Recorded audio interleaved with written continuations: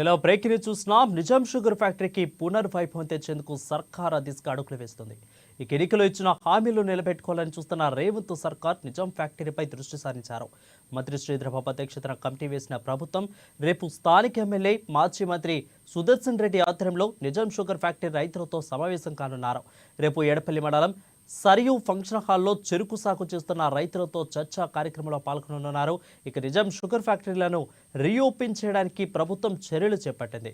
చెరుకు సాగుకు రైతులను మళ్లించడానికి ప్రయత్నాలు చేస్తుంది. ఇక చెరుకు పండించడానికి సర్కారు నుంచి ఎలాంటి ప్రోత్సాహం ఆశిస్తున్నారో తెలుసుకోవడానికి మీటింగ్ ఏర్పాటు చేస్తున్నారు. అయితే రైతులు వెలిపిచ్చే అభిప్రాయాలను ప్రభుత్వం దృష్టిలో తీసుకున్నారు. ఇక అదేవిధంగా మాజీ మంత్రి బోధనెమ్మెల్యే సుదర్శన్ రెడ్డి ఆధ్వర్యంలో జరిగే మీటింగ్కు ఎన్ఎస్ఎఫ్ అదేవిధంగా పరిధిలోని 5 మండలాల రైతులు హాజరు కానున్నారు.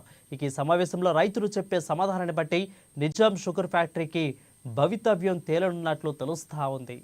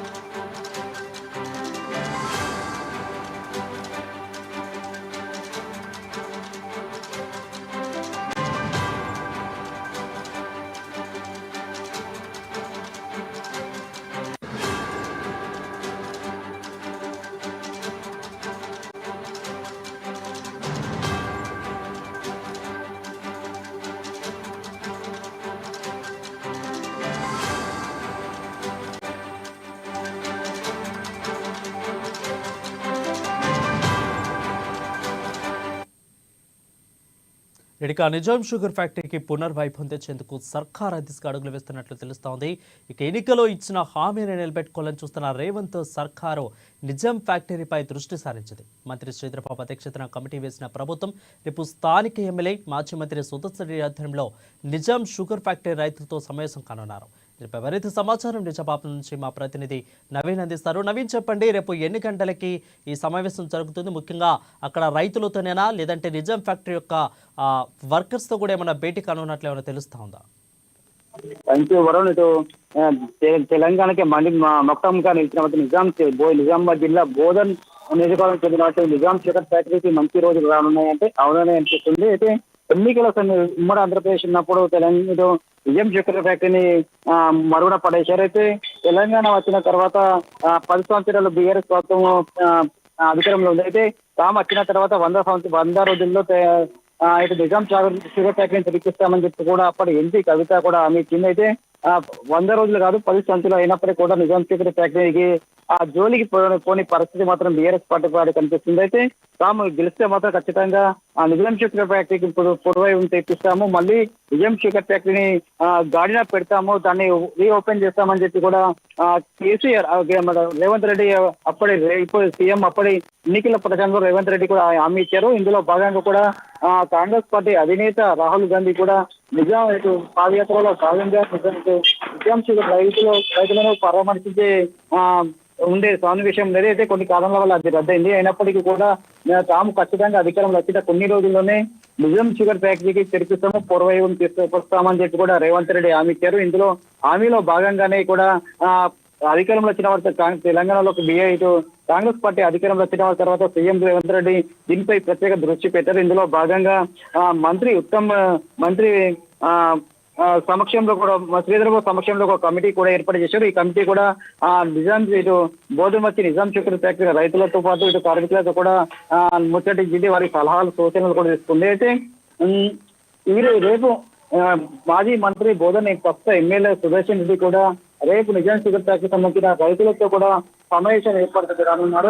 వీటికి సంబంధించి జిల్లా కలెక్టర్ కూడా ఈ సమావేశానికి హాజరున్నారు. అయితే రేపు మధ్యాహ్నం 1 గంటకు అడిపల్లి మందిరంలోనే ఒక ప్రైవేట్ ఫంక్షన్ హాల్లో చెరుకు రైతులతో కూడా సమావేశం కానున్నారు. అయితే చెరుకు రైతులకు ఇటు చాలా మంది కూడా 90 అప్పుడు ఉన్న 100%లో 90% మంది రైతులు వీర పంటకు మళ్లించబడ్డారు. అయితే వారిని పూర్తి మళ్ళీ చెరుకు వేయించేందుకు కూడా వారికి సన్నద్ధం చేసేందుకు, వారికి సలహాలు సూచనలు ఇచ్చేందుకు, దాంతో పాటు చెరుకు వేస్తే ప్రభుత్వం నుండి ఎలాంటి ప్రోత్సాహాలు అందుతాయి కూడా వారికి మోటివేట్ చేసేందుకు కూడా ఈ సన్నివేశాన్ని కూడా ఏర్పడి చేయనట్లు తెలుస్తుంది. అయితే బోధన